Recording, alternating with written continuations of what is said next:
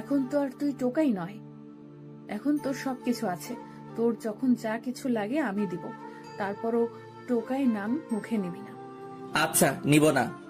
এবার আপনি বলুন, আপনি কি কাউকে কখনো ভালোবেসেছেন? আয়, এই যা, ইংলিশে বলে দিতে চাইছিলাম এখনই। আপনার কোনো পছন্দের ছেলে আছে?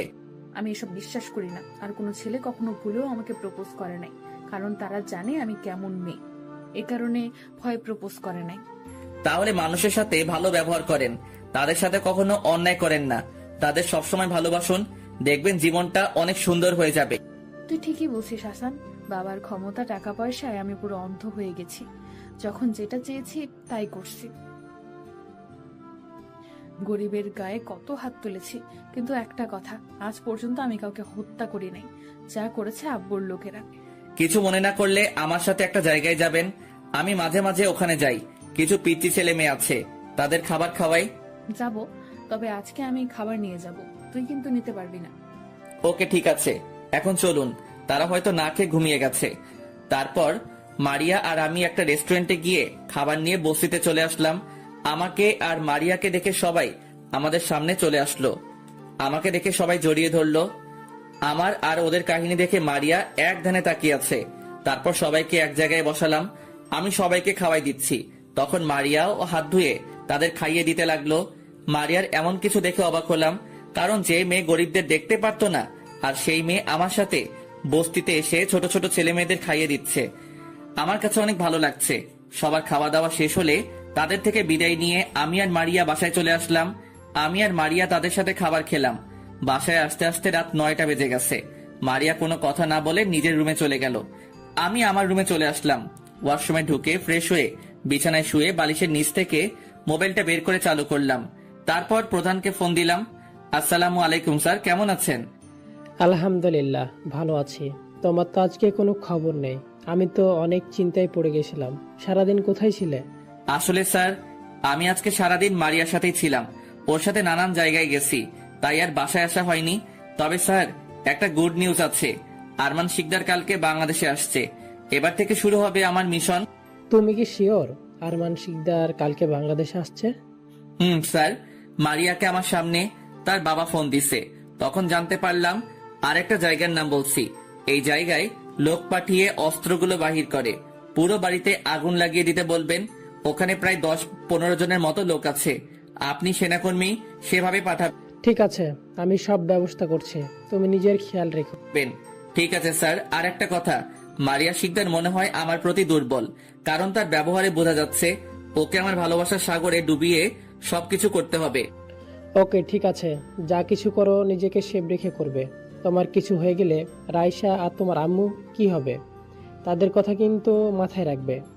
আজকে তোমার কথা জিজ্ঞেস করেছে, কিন্তু আমি কাজে গেছে বলে চালিয়ে দিছে। তুমি যত দ্রুত সম্ভব কাজটা শেষ করো। Okay sir. আর পুরনো বাড়ির ঠিকানা এইটা, একটু সাবধানে যেতে বলবেন। তারা কিন্তু বাড়ির চারপাশে সিসি ক্যামেরা লাগিয়ে রেখেছে। তাদের প্রথম কাজ হবে কারেন্টের লাইন কেটে দেওয়া, তারপর আক্রমণ করবে। ঠিক আছে, বুদ্ধি দেওয়ার জন্য ধন্যবাদ। আর এখন শুয়ে পড়ো, কালকে কথা হবে। আমি লোক পাঠাচ্ছি। তারপর প্রধান ফোন কেটে দিল। আমি আর কিছু না ভেবে ঘুমিয়ে গেলাম। সকালে হঠাৎ মারিয়া আমাকে ডাকতে লাগলো। কি হয়েছে, ডাকছেন কেন? তুই এখনো ঘুমিয়ে আছিস? আমাদের সাথে এয়ারপোর্ট যাবি না? আব্বু অল্প কিছুক্ষণের মধ্যে বাংলাদেশে পৌঁছে যাবে। আসলে গতকাল কথা বলতে বলতে অনেক রাত হয়ে গেছে। আপনি চলে যান, আমার শরীরটা কেমন খারাপ লাগছে। উনি বাসায় আসলে কথা বলা যাবে। ঠিক আছে, আমি কাজের লোককে বলে যাচ্ছি তোকে ওষুধ এনে দিতে। নাস্তা করে শুয়ে থাকিস। বলে রুম থেকে বেরিয়ে গেল। আসলে আমি নিজে যেতে চাইনি, কারণ রাইসা আর আম্মুর সাথে কথা বলবো। আম্মু আর রাইসার কথা মনে পড়ছে অনেক। বিছানা থেকে উঠে দরজা বন্ধ করে দিলাম। এখন মারিয়া আর আমি ছাড়া কেউ আমার দরজা খুলতে পারবে না। আর রুমের ভিতরে কথা বললে বাহিরে কোনো শব্দ যায় না। মোবাইল বের করে রাইসার মোবাইলে ফোন দিলাম। ফোন দেওয়ার সাথে সাথে ধরলো। হয়তো আমার ফোনের আশায় বসে আছে। কিরে রাইসা, কেমন আছিস? আম্মু কেমন আছে? আম্মু কোথায়? তোকে ছাড়া ভালো লাগে না ভাইয়া। আম্মু সারাদিন তোর জন্য চিন্তা করে। তুই কেমন আছিস ভাইয়া? আলহামদুলিল্লাহ, আমিও ভালো আছি। আর আমার জন্য চিন্তা করিস না। আল্লাহর রহমতে তোর আর আম্মুর দোয়ার সাথে থাকলে কেউ কিছু করতে পারবে না, একমাত্র আল্লাহ ছাড়া। আমি প্রতিদিন নামাজ পড়ে তোর জন্য দোয়া করি, আল্লাহ যেন আমার ভাইয়াকে সব সময় ভালো রাখে। এখন বল আম্মু কোথায়? আম্মুর কাছে মোবাইলটা দে। তারপর রাইসা আম্মুর কাছে মোবাইলটা দিল। আম্মু আমার সাথে কথা বলতে এসে কান্না করে দিল। আমি আম্মুকে বুঝিয়ে শান্ত করলাম। কিছুক্ষণ আম্মুর সাথে কথা বলে ওয়াশরুমে চলে গেলাম। ফ্রেশ হয়ে বিছানায় বসতেই দরজায় টোকা পড়লো। আমি দরজা খুলে দেখি বাসার কাজের লোক আমার জন্য নাস্তা আর সাথে ওষুধ নিয়ে আসছে। তাদের থেকে নাস্তা নিয়ে দরজা বন্ধ করে দিলাম। বিছানায় বসে নাস্তা খেয়ে নিলাম আর ওয়াশরুমে গিয়ে ওষুধগুলো ফেলে দিলাম। হঠাৎ মনে হলো প্রধানকে ফোন দেওয়ার কথা। গতকাল রাতে কি মিশন ঠিক মতো হয়েছে তা জানার জন্য প্রধানকে ফোন দিলাম। আসসালামু আলাইকুম স্যার, কেমন আছেন? আর গতকাল রাতের মিশন সাকসেসফুল হয়েছে? আলহামদুলিল্লাহ ভালো আছি। আর গতকাল রাতে তোমার কথা মতো আক্রমণ করা হয়েছে, তবে আমাদের লোক কিছু আহত হয়েছে। তারা হাসপাতালে আছে। তাদের সবগুলো লোক মারা গেছে। পুরো বাড়িতে আগুন লাগিয়ে দেওয়া হয়ে গেছে। ও ঠিক আছে, কিন্তু সকালবেলা মারিয়া তো আমাকে কিছু বলে নাই, নাকি এখনো খবর পাইনি? সেটা হবে। ঠিক আছে, পরে কথা হবে। নিজের খেয়াল রেখো। আল্লাহ হাফেজ। প্রধান ফোন কেটে দেওয়ার পর বিছানায় শুয়ে ভাবতে লাগলাম, মারিয়া কি এখনো খবর পাইনি? খবর পাবে কিভাবে? তাদের লোক তো সবগুলোকে মেরে ফেলেছে। হঠাৎ কে যেন দরজায় টোকা দিল। আমি মোবাইল বন্ধ করে সেফ মতো রেখে দরজা খুলে দিলাম। দরজা খুলে দেখি মারিয়া দাঁড়িয়ে আছে। চোখ দেখে বোঝা যাচ্ছে অনেক রেগে আছে। আপনার আব্বু এসেছে। আর আপনার চোখ এমন লাল হয়ে আছে কেন? গতকাল রাতে আমাদের পুরনো বাড়িতে কারা জানি আক্রমণ করেছে। আমাদের সব লোক মারা গেছে, আবার পুরো বাড়িতে আগুন লাগিয়ে দিছে। ওই বাড়িতে আমাদের প্রায় 1 কোটি টাকার অবৈধ জিনিস ছিল। এর আগে আর্মি অফিসার রাসেল বর্ডারের পাশে পুরনো বাড়িতে আগুন লাগিয়ে দিছে। ওখানে প্রায় 2 কোটি টাকার অবৈধ মালামাল ছিল। এখন আমার মনে হয় আর্মি অফিসার রাসেল মনে হয় বাংলাদেশে আছে। কি বলছেন আপনি? প্রায় 3 কোটি টাকার মালামাল আগুনে পুড়িয়ে দিছে। এই আর্মি অফিসার মনে হয় অনেক চালাক। সে এমন ভাবে কাজ করে আপনারা কেউ বলতে পারেন না। আমারও তাই মনে হয়, কিন্তু ওকে যদি একবার ধরতে পারি আমি নিজের হাতে খুন করব। আমাকে এখনো চিনতে পারে নাই ওই আর্মি অফিসার। আচ্ছা, এসব নিয়ে পরে ভাবা যাবে। এখন বলেন আপনার আব্বু কোথায়? আমাকে ওনার সাথে পরিচয় করিয়ে দিবেন না? এখন করব না, কারণ আব্বুর এখন মাথা গরম আছে। আমি এসেছি তোকে দেখতে। তুই সকালে বলেছিলি তোর শরীর খারাপ, তাই তোকে দেখতে আসলাম। এখন এখন কি তোর অবস্থা? আলহামদুলিল্লাহ, আমি এখন ভালো আছি। কাজের লোক ওষুধ দিয়ে গেছে। ঠিক আছে, এখন শুয়ে থাক। আর একটা কথা, তোর কাছে কি মোবাইল আছে? না, আমার কাছে কোনো মোবাইল নেই। থাকলে তো আপনার কাছে ফোন দিয়ে খোঁজ খবর নিতাম। ঠিক আছে, বিকেলে তোকে নিয়ে মার্কেটে যাব, তখন একটা কিনে দেব। বলে মারিয়া চলে গেল। আপনারা কি ভাবছেন আমি মারিয়ার প্রেমে পড়ে গেছি? তাহলে ভুল ভাবছেন। আমি ওকে আমার প্রেমে ফাঁসিয়ে আমার বোনের শরীর থেকে যতটুকু রক্ত ঝরিয়েছে আমিও তার শরীর থেকে ততটুকু রক্ত ঝরাবো। এখন থেকে দেখবেন আমি রাসেল কি করি। মাত্র তো 2টা বাড়িতে আগুন দিছি। তোদের সব আস্তানার একবার খবর পাই সবগুলোতে আগুন লাগিয়ে দিব। তারপর তোদের আইনের আওতায় আনবো। বিকেলে ঘুমিয়ে আছি, হঠাৎ মারিয়া আমার রুমে এসে ডাকতে লাগলো, আই হাসান ওঠ, তোকে নিয়ে বাহিরে যাব। আপনি রেডি হয়ে একটু নিচে দাঁড়ান, আমি ফ্রেশ হয়ে আসছি। মারিয়া ঠিক আছে বলে রুম থেকে বেরিয়ে গেল। আমি বিছানা থেকে নেমে ওয়াশরুমে ঢুকে ফ্রেশ হয়ে একটা জামা গায়ে দিয়ে রুম বেরিয়ে বাসার বাইরে চলে আসলাম। কিছুক্ষণ পর মারিয়া বেরিয়ে আসলো। তাকে দেখে তো আবার প্রেমে পড়ে গেলাম। হায় হায়, এটা আমি কি বলছি? তাহলে আমার বোনের রক্তের প্রতিশোধ নিব কিভাবে? তো যাই হোক, মারিয়া এসে নিজের গাড়িতে উঠলো। তার লোকেরা তার সাথে আসতে চাইলে মারিয়া মানা করে। আমি মারিয়ার সাথে গাড়ির সামনে বসলাম। মারিয়া প্রথমে একটা মার্কেটে গেল। মার্কেট থেকে একটা দামি মোবাইল কিনে দিল। তারপর এখানে ওখানে ঘোরাঘুরি করে রাত 10টায় বাসায় গেল। এইভাবে দেখতে দেখতে আরো কিছুদিন চলে গেল। মারিয়া এখন আমার প্রতি দুর্বল। প্রতিদিন আমাকে সকালে এসে ঘুম থেকে উঠায়, আমার জন্য চা নিয়ে আসে, আমার অনেক কেয়ার করে, আমাকে নিয়ে বিভিন্ন জায়গায় ঘুরতে যায়। মারিয়া আমাকে কিছু একটা বলতে চায়, কিন্তু ভয়ে বলতে পারে না। ও, আপনাদের তো বলতে ভুলে গেছি, এর ফাঁকে আরমান শিকদারের সাথে মারিয়া আমাকে পরিচয় করিয়ে দিছে এবং আমি যে মারিয়াকে সন্ত্রাসীদের হাত থেকে রক্ষা করেছি সেটাও বলেছে। তারপর থেকে আমাদের মারিয়ার সাথে সবসময় থাকার জন্য বলেছে। প্রথম প্রথম আরমান শিকদারের মাথা গরম ছিল, এখন সব ঠিকঠাক আছে। তবে আর্মি অফিসার রাসেলকে মারার অনেক প্ল্যান করেছে, কিন্তু তাকে কোথাও খুঁজে পায় না। সে কোথায় একমাত্র পাঠক পাঠিকারা জানে। বিকালে একটা পার্কে মারিয়া আর আমি বসে আছি। তখন মারিয়া বলল, হাসান, তোমাকে একটা কথা বলবো প্লিজ, কথাটা শুনে তুমি রাগ করো না। রাগ করার কি আছে, আপনি বলুন। তারপর মারিয়া যেটা বলল সেটা শুনে আমি তো পুরো অবাক হয়ে গেলাম এবং মনে মনে খুশিও হলাম। যারা সত্যিকারে ভালোবাসে তারা মোনাজাতে কাঁদে, কখনো অভিশাপ দেয় না। রাগ কমে যায় ভাগ করে নিলে, অভিমান চলে যায় ভালোবাসা দিলে, কষ্ট বেড়ে যায় বন্ধু ভুলে গেলে, হৃদয় ভেঙে যায় মনের মানুষ আঘাত করলে। তারপর মারিয়া যেটা বলল সেটা শুনে আমি তো পুরো অবাক হয়ে গেলাম এবং মনে মনে খুশিও হলাম। মারিয়া আমার সামনে হাঁটু গেড়ে বসে বলতে লাগলো, যেদিন তুমি আমাকে সন্ত্রাসীদের হাত থেকে বাঁচিয়েছো সেদিন তোমাকে আমার অনেক ভালো লাগে।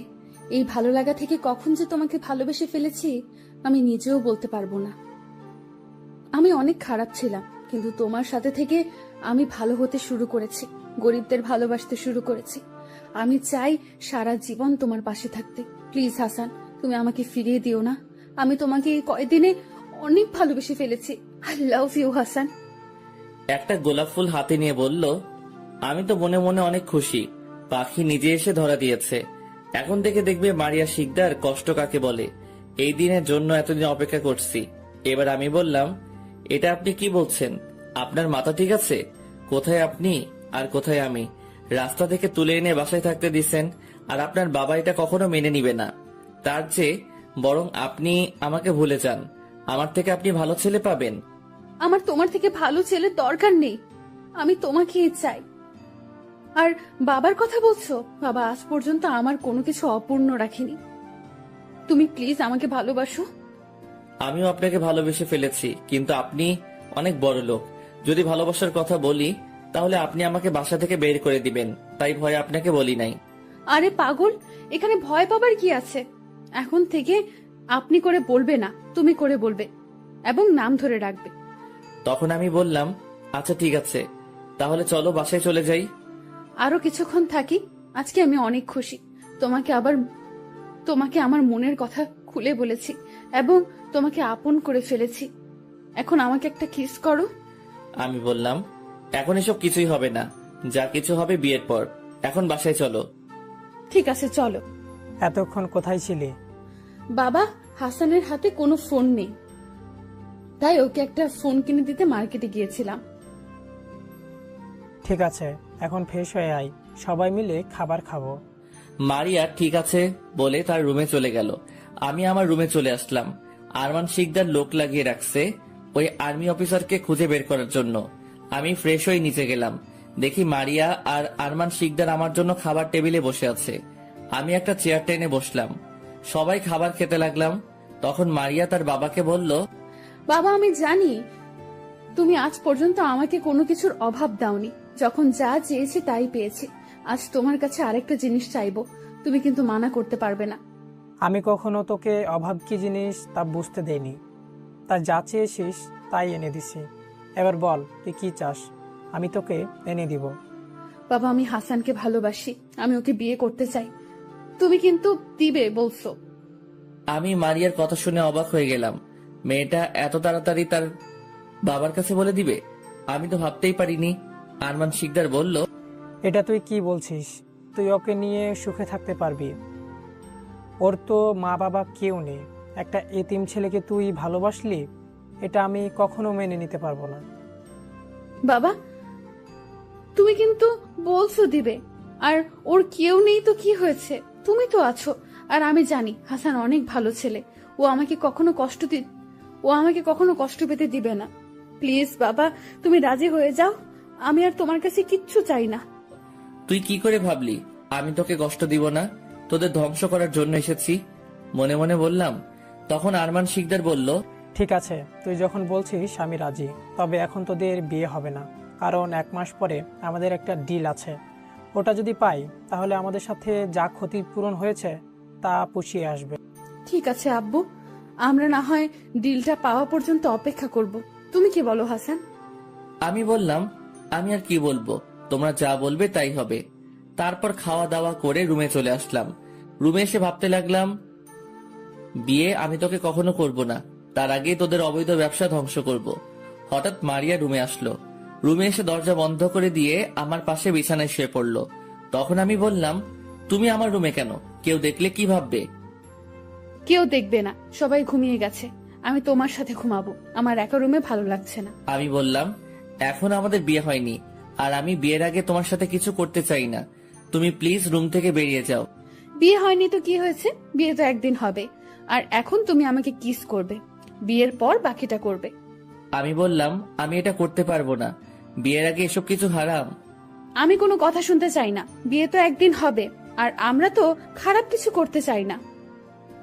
প্লিজ শুধু একটা বার কিস করব, এর থেকে বেশি কিছু করব না। আমি বললাম, আয়। মারিয়া আমার ঠোঁটের সাথে ঠোঁট এক করে দিল। আমি অনেক ছোটাছুটি করছি, কিন্তু মারিয়া আমাকে শক্ত করে ধরে কিস করতে লাগলো। 2 মিনিট কিস করে ছেড়ে দিয়ে রুম থেকে দৌড় দিয়ে বেরিয়ে গেল। আমার থেকে ভালোই লাগছে, জীবনে এই প্রথম কোনো মেয়ে আমাকে কিস করছে। ভালো লাগলে হবে না, আমাকে মিশন কমপ্লিট করতে হবে। মোবাইলটা বের করে চালু করলাম, তারপর প্রধানকে ফোন দিলাম। প্রধান ফোন ধরার পর আমি বললাম, আসসালামু আলাইকুম স্যার, কেমন আছেন? আলহামদুলিল্লাহ ভালো আছি। তুমি কেমন আছো? আর কতটুকু পর্যন্ত আগালে? তোমার আম্মু আর বোন তোমার জন্য চিন্তা করছে? আমি ভালো আছি। আপনি বোন আর আম্মুকে কিছুদিন বুঝিয়ে রাখুন, কিছুদিনের মধ্যে সবকিছু আয়ত্তে নিয়ে আসবো। আর আরমান শিকদার আজকে বলেছে কানাডা এর মাফিয়ার সাথে তার নাকি একটা ডিল হবে। যদি ডিলটা পেয়ে যায় তাহলে নাকি আগে তাদের যা ক্ষতি পূরণ হয়েছে সবকিছু পুষিয়ে আসবে। তাহলে আমার মনে হয় অনেক বড় ডিল হবে। আমাদের যেভাবেই হোক এটা ডিলটা যেন আরমান শিকদার না পায় সে ব্যবস্থা করতে হবে। তাহলে আমাদের এখন থেকে সব প্ল্যান করতে হবে, যেই করে হোক ওই সময় আমাদের ওদের উপর আক্রমণ করতে হবে। আর ডিলটা কোথায় হবে তুমি আমাকে সব তথ্য দিবে, আমরা আগে থেকে কাজ শুরু করে দেব, যাতে তাদের সহজে ধরতে পারি। আমি বললাম, ওকে ঠিক আছে, আমি সবকিছু জানার পর আপনাকে ফোন করে সব বলবো। এখন আমাদের আরমান শিকদারের আরো কিছু অবৈধ কলকারখানায় আক্রমণ করতে হবে। আমার জানা মতে 2টা অবৈধ কারখানার সন্ধান পেয়েছি, আমি ঠিকানা মেসেজ করে পাঠিয়ে দিব। আপনি লোক পাঠিয়ে দিবেন। ঠিক আছে, তুমি পাঠিয়ে দাও, আমি সব ব্যবস্থা করছি। এখন রাখি, কেউ দেখলে সমস্যা হয়ে যাবে তোমার। আর তুমি সব সময় সেভে থাকবে। ভালো থেকো, আল্লাহ হাফেজ। প্রধানের সাথে কথা বলে আমি মেসেজের ঠিকানা পাঠিয়ে দিলাম, তারপর মোবাইল বন্ধ করে ঘুমিয়ে পড়লাম। সকালে ঘুম থেকে উঠতে হঠাৎ বুকের উপর ভারী কিছু অনুভব করলাম। চোখ খুলে দেখি মারিয়া আমাকে জড়িয়ে ধরে শুয়ে আছে। আমি একটু লড়তেই মারিয়া ঘুমটা ভেঙে গেল। তখন আমি বললাম, কি ব্যাপার, তুই কোন সময় আসলে আর আমাকে জড়িয়ে ধরে শুয়ে আছো কেন? সকালে তোমাকে ডাকতে এসে দেখি তুমি ঘুমিয়ে আছো, ঘুমের মধ্যে তোমাকে অনেক সুন্দর লাগছে, তাই তোমাকে না ডেকে জড়িয়ে ধরে শুয়ে পড়লাম। ঠিক আছে, এখন আমার বুকের উপর থেকে নামো, আমি ফ্রেশ হব। আর একটু থাকো না, তোমাকে জড়িয়ে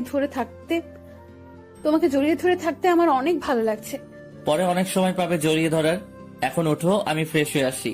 মারিয়া আর কোনো কথা না বলে বুকের উপর থেকে নেমে বিছানায় বসে রইল। আমি বিছানা থেকে উঠে ফ্রেশ হয়ে বাহিরে এসে দেখি মারিয়া এখনো বিছানায় বসে আছে। তারপর দুজনে নিচে চলে গেলাম। নাস্তার টেবিলের সামনে গিয়ে দেখি আরমান শিকদার বসে আছে। আমি আর মারিয়া 2টা চেয়ার টেনে বসলাম। হঠাৎ আরমান শিকদার বলল, মারিয়া, ডিলটা কোথায় করলে ভালো হয়, যেখানে করলে সমস্যা হবে না? মানে পুলিশ, র্যাব, বিজেপি, সেনাবাহিনী এরা যেন জানতে না পারে। আব্বু আমি বলি কি, এই ডিলটা তো অনেক বড়, তাই বলছি সিলেটে যে বর্ডারের পাশে আমাদের আরেকটা কারখানা আছে ওখানে করলে ভালো হবে। কারণ ওই কারখানার কথা কোনো পুলিশ, র্যাব, সেনাবাহিনী কেউ জানে না, শুধু বিজিবি এটার কথা জানে। তবে আমরা তো অনেক টাকা দিয়ে তাদের মুখ বন্ধ করে রেখেছি। তুই ঠিক বলছিস, এই ডিলটা অনেক বড়, আর এটা যদি সেনাবাহিনীর কানে যায় তাহলে অনেক বড় একটা সমস্যা হবে। আর কানাডা থেকে জেমস, কানাডার মাফিয়া, বলেছে একটা নিরাপত্তার জায়গায় ব্যবস্থা করতে। যদি কোনো সমস্যা হয় তাহলে আমাদের কাউকেই ছাড়বে না। আমার বিশ্বাস এটা কেউ বলতে পারবে না। তুমি জেমসকে জানিয়ে দাও, কোনো সমস্যা হবে না তাদের সব কিছু রেডি করতে। আর তুমি সিলেটে যারা ওই কারখানায় কাজ করে তাদের বলো চারিপাশে সিসি লাগিয়ে রাখতে। আর আমাদের এখান থেকে আরো কিছু লোক পাঠিয়ে দাও, তাহলে কাজটা তাড়াতাড়ি শেষ হবে। তুই ঠিক বলছিস, আগে জেমসকে জানিয়ে দিই, তারপর লোক পাঠিয়ে দিব। আরো কিছুক্ষণ কথা বলল তারা। আমি নাস্তা করে রুমে চলে আসলাম। রুমে এসে দরজা বন্ধ করে মোবাইল বের করে প্রধানকে মেসেজ দিয়ে জানিয়ে দিলাম, কারণ যে কোনো সময় মারিয়া আমার রুমে চলে আসতে পারে। মেসেজ পাঠানোর 2 মিনিট পর প্রধান শুধু ওকে লিখলো, তাতেই আমি বুঝে গেলাম।